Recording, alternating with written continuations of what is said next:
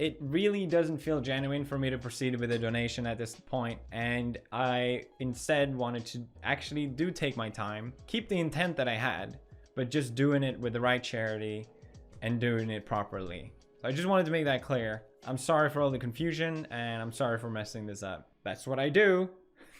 Let's get on with the video. That's right.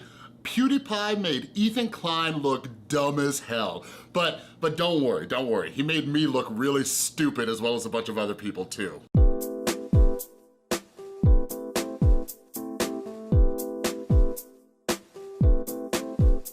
What is up, everybody? This is Chris from The Rewired Soul, where we talk about the problem, but focus on the solution. And if you're new to my channel, what I try to do is take different topics from the YouTube community, try to see what lessons we can learn from them to improve our own mental and emotional well-being. So if you're into that stuff, make sure you subscribe and ring that notification bell. So this video is probably going live right in the middle of the Democratic debates. So make sure you're following me on Instagram and Twitter at The Rewired Soul. I'm gonna be doing tweeting during the Democratic debates and stuff like that, but I'm also planning on doing some videos, more videos just about politics and things like that, and following the campaign trails of everybody and starting some discussion. So I need your input, so follow me on social media, all right? So anyways, by now, you probably saw that PewDiePie retracted his $50,000, all right, that he was donating to the ADL. All right, so when he did that yesterday, obviously there was a bunch of backlash and people on both sides of this thing. So yeah, after he donated the money and obviously there was some uproar, there were people who were coming out and defending him, or not even saying hey, ADL is the best organization for him to donate to. They were understanding why he did donate it. So one of the other creators here on this platform, some of you might know her, Shoe on Head, she said this, and she was talking about it, and then the part right below is her scrolling through all of the disgusting comments that she was reading, right? So Shoe on Head went out there, showed PewDiePie some support. Then Ethan Klein of H3 Productions, he ended up tweeting out, kind of making fun of everybody who was all ticked off because PewDiePie made this donation. And he ended up getting into it with the quartering, and then the quartering started calling him a shill or a cuck or whatever the cool language is that people like to use these days. And then he said he was making a video on Ethan Klein, which Ethan already knew was going to happen. And then after seeing these people supporting PewDiePie, I'm like, you know what? My dumb ass is I'm gonna double down. I'm gonna double down and I'm gonna make another video further explaining why Felix did this. So I release another video, and then our buddy Felix decides to let us all know that he retracted his $50,000. I have some opinions on that, but first, I wanna talk about this fascinating book I've been reading called The Righteous Mind, and it's about moral psychology. It's about this area of psychology I didn't even know existed, but I absolutely find it fascinating. I find it fascinating because everybody thinks they're right. Everybody is the hero of their own story. But I just finished up a part where it was talking about the moral matrices, all right? So let me have the author, Jonathan Haidt, explain that real quick. 4. Moral matrices bind people together and blind them to the coherence or even existence of other matrices. This makes it very difficult for people to consider the possibility that there might really be more than one form of moral truth, or more than one valid framework for judging people or running a society. So yeah, that's at the end of the chapter where he kind of summarizes it. It's a lot more detailed. I'll put the link to that book down in the description below. But yeah, the thing is, we all have our own morals and our values, and we always think that we're right. And it just blows my mind because I sit back and for those of you who know me, I am just so fascinated with human behavior. We are the silliest creatures. If you have a pet, we have 2 cats who act really silly. Us humans, we are just so damn silly. All right, so I look and I just monitor all this, and I'm just how does nobody recognize what's happening, all right? Here's one of the things that I mean by this, all right? So a lot of people were upset, okay, that PewDiePie donated to the ADL. Question is why?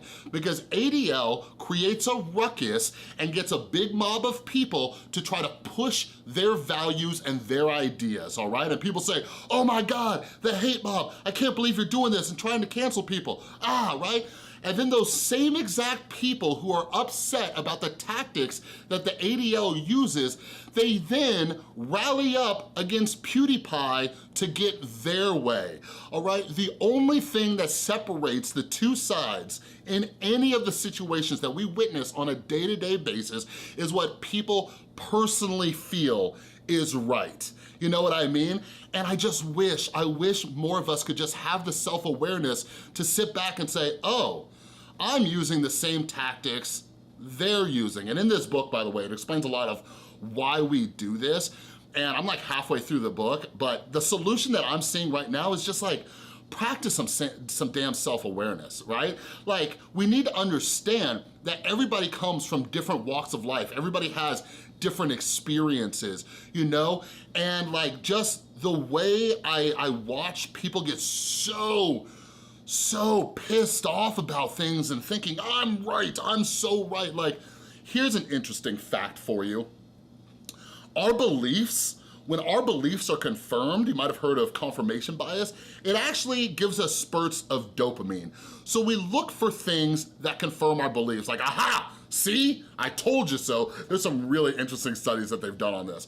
But when your beliefs are challenged, when something that you believe is challenged, it hurts. It hits the pain receptors of your brain. Even though you don't feel it physically, your brain kicks into a little bit of a fight or flight response, all right? So we just need to acknowledge this. So I know everybody has such strong opinions on things, but you gotta realize, no matter where you're at in life right now, you, me, everybody else on planet Earth, we are just the sum of every life experience we've had up until this moment.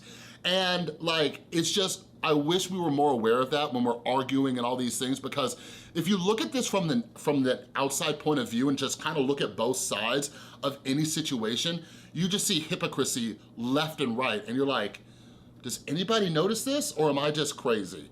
All right, so next time you're gonna get outraged and things like that, ask yourself, like, would I criticize somebody for doing the same thing that I'm doing right now? My final thoughts on this, I don't know, I don't think it was a big deal that PewDiePie donated $50,000 to the ADL. Like, really, that's like, that'd be like me giving you a quarter. Not even a quarter, that'd be like me giving you a penny. Like, it was nothing.